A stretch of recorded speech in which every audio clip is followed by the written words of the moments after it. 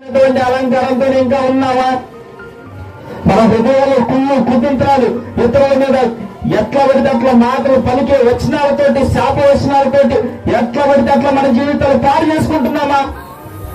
ఈరోజు ఎగిరిగిరి మనం ప్రార్థన చేసినా, ఎగిరిగిరి మనం ప్రవచనాలు చేసినా, ప్రకటించినప్పటికీ ప్రేమైన దేవుని వల్లరా యేసయ్య వచ్చేటప్పటికి మనం సిద్ధంగా లేకపోతే జీవం లేదు, మనకి జీవం లేదు.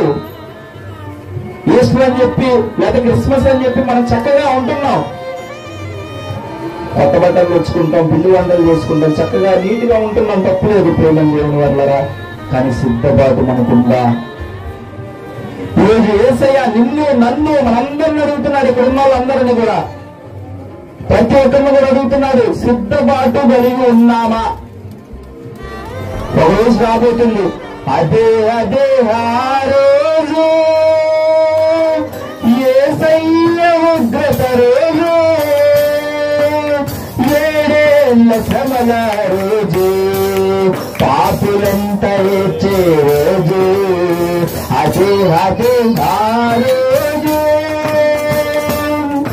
సూర్యుడు నలుపై రోజు, చంద్రుడుపై రోజు,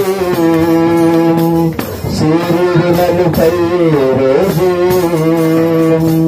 చంద్రుడుపై రోజు, భూకంపం కలిగే రోజు,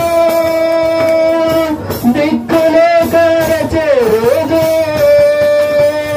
ఆ రోజు శ్రమ నుండి తప్పించే నాదుడు లేడు, ఆ రోజు శ్రమ నుండి తప్పించే నాదుడు లేడు, అదే అదే ఆ రోజు. ఆ రోజున అయ్యా నేను ఈస్టర్ కొత్త బట్టలు తెచ్చుకున్నాను కదా, నేను క్రిస్మస్ కొత్త బట్టలు తెచ్చుకున్నానే, పిండి వంటలు చేసి అనేకులంగా పెట్టాను కదా, నన్ను జ్ఞాపకం చేసుకోవా? నీకు అంతవరకే ఉంది, నీకు ఇంకా అవకాశం లేదు కానీ నీ హృదయంలో నాకు ప్లేస్ ఇచ్చావా? ఇవ్వకుండా నువ్వన్నీ చేసినప్పటికి ఉపయోగం ఏమిటి? ముందు నీ హృదయంలో నాకు ప్లేస్ నువ్వు, నీ హృదయంలో నాకు రావాలని ఆశ ఉంది, అది అది నేను దేవుడు కోరుకుంటున్నాడు. అప్పుడు అప్పుడు అప్పుడు ప్రతిరోజు కూడా సంతోషకరమైన దినమే మనకి.